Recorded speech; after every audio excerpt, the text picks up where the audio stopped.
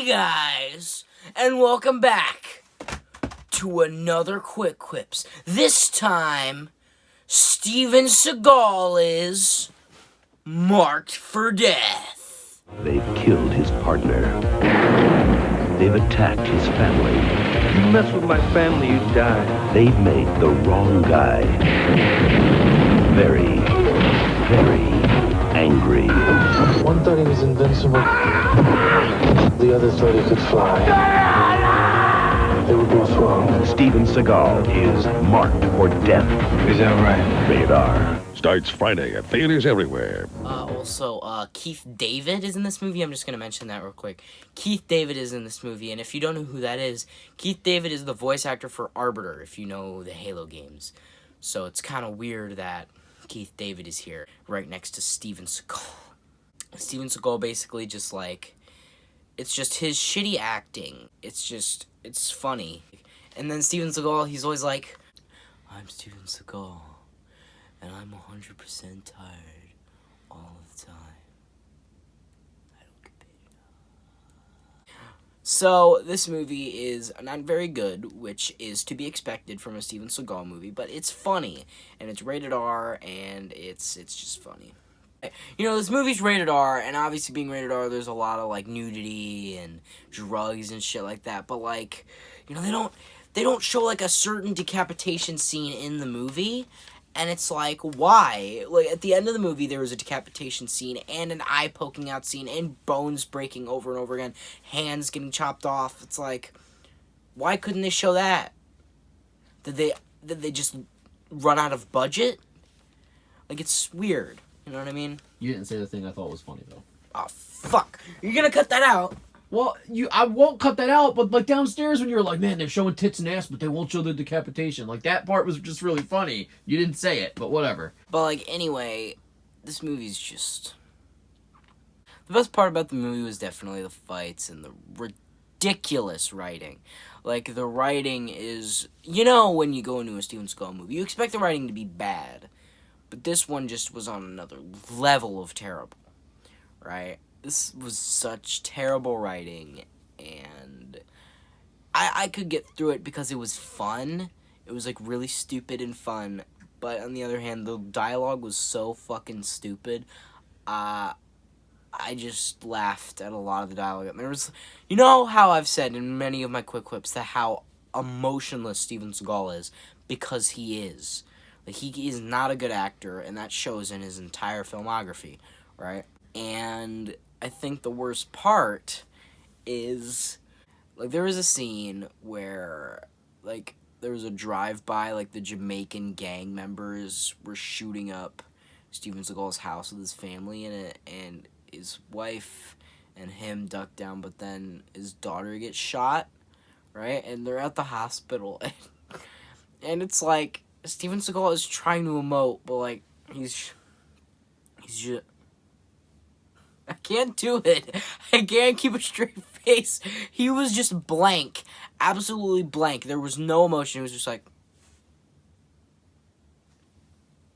Like, he was just absolutely emotionless, and I just bursted out laughing, because it was so hilarious. It's like, if your daughter just got shot and was at danger of dying, you wouldn't be like, I see. Like, it seems like Steven Seagal was trying to cry, but he's not that good of an actor, so he can't do that. And it was just funny. Oh yeah, Danny Trejo is at the beginning. He's not in any of the rest of the movie, but for some reason, Danny Trejo haunts every single movie that I've seen. Danny Trejo's in fucking Star Wars. He's in Quick Quips now. By the time he's gonna be in the fucking MCU at this point, I wouldn't even be shocked. I love Danny Trejo, but he's in everything. Fucking everything. So basically, all we see of Danny Trejo in this, we see his ass get beat. A sock gets shoved down his throat and taped in, and then we see him get his ass beat one more time, and then that's it. And he gets stuffed into the trunk. Gets stuffed into the trunk! Who stuffs him into a trunk? He's Steven Seagal! Fuck that guy! I like Danny Trejo, you piece of shit! You ruined Danny Trejo! It's actually a young Danny Trejo, too. Barely recognizable. Yeah, like, it was kind of hard to recognize him at first, because he didn't have, like, the handlebar mustache. He just had a normal mustache, which was really jarring. It's basically like, you know what I think would look really weird? Danny Trejo with no mustache. That would look terrifying. I'm sure that's out there. Oh, God, I don't want to... That's like a cursed image. Okay, guys. So, basically, the plot is, he was an ex-Special Forces. He's now, like, a retired cop. He's, like, a vigilante of sorts. He's a DEA agent. Then he retires. And then he does some stuff with the Jamaican Mafia. He gets caught up in some stuff. And then the Jamaican Mafia fucking mess with his family. And then he's, like, Vin Diesel. And he's, like, you mess with the family, you get the car. And he drove a Mustang, and then they ruined it. And that's a true sin, because it was a very nice looking Mustang. But then he had... It was a nice... So you made a Fast and the Furious reference. And he was driving like a bitching fucking muscle car.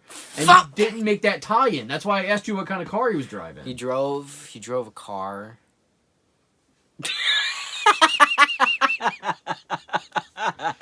Just keep going then. Never mind. I'm not going to help you. I don't know how I was supposed to tie that in. Well, because you said he was just like Vin Diesel. And they messed with his family. Right? And of course he drives a bitching muscle car. It's just like the Fast and the Furious guys. I was trying to help you. He's in Fast and Furious. He's got the fastest and the furious of cars. Which is what? A Mustang. What kind of Mustang? I don't remember what kind of Mustang. It's a bitchin' muscle car. It's a bitchin' muscle car, like in Fast and the Furious, because that's what they do in the Fast and the Furious. They use that to muscle cars. So then he fights the Jamaican posse, that's what they call them. And he kills a bunch of them, and then they're like, and then the leader's like, I want this man dead, I want to kill him, I want him to die. And then he goes to Jamaica. Steven Seagal thinks he kills him. But then they have a confrontation with the posse, and then what? So, like, you skipped a whole bunch of the plot. Fuck the rest of the plot, it doesn't matter! So you jump to the end. Okay. He kills him, alright? He chops his head off, and then he brings his head to the posse gang, whatever, their base of operations. And then, as the Jamaican cop is going back, he gets stabbed in the chest by the exact same guy of the head that they're holding, and then it's revealed 5 minutes later that it's the twin brother! Dun dun dun! And then he dies. Who dies? Just leave that in. That's the end of your plot synopsis? Yeah, and then he dies. Oh my God. It doesn't matter. The plot is dumb. Keith David survives. Steven Seagal survives. Jamaican cop doesn't. He's dead. Done. Ugh. But then... But anyway, I don't have much to say about this movie. I've been screaming too much. But honestly... Would you recommend it to anybody? I would only recommend this to two kinds of people. People that like Steven Seagal, but if you do, you're mentally insane. And, people that like him ironically. If you like him ironically, you would probably like this movie. Any other people, do not watch this movie if you wouldn't think you'd be interested in a shitty 90s action movie. Yeah, maybe Jamaican posse fans would be interested in it, you know? You know, if you're a fan of Jamaican posses, this is for you. You like reggae? Oh, baby, you're gonna love this movie. You gotta love the reggae. There's a lot of fucking reggae. I mean, I myself appreciate reggae. You should, too. I'm gonna do my rating now. My rating is, here we go. Normal rating, I'm probably gonna give it like a 3 out of 10, and that's, what? That's normal movie rating, and you know it's that low. Okay, go ahead. It's like a 3 or 4 out of 10. It's like a 3 to 4 out of 10. It's really bad, because even though it's an early Steven Seagal movie, most of Steven Seagal's filmography is trash already. But, Steven Seagal rating, I would give it like an 8. And an ironic enjoyment, probably same as an 8. So, yeah. So, guys, this is Ronin Time HD signing off. Alright, guys, this is Ronin Time HD signing out here. You know what I mean? It's been fun talking about Steven Seagal. It's been great talking about Steven Seagal with you. Great. Thank you guys for coming along. I hope to see you guys next time on Quick Quips. Steven Seagal, signing off. I am Steven Seagal. I'm 100% tired all of the time. I don't get paid well enough for this shit. You don't get paid enough well enough? Keep that in.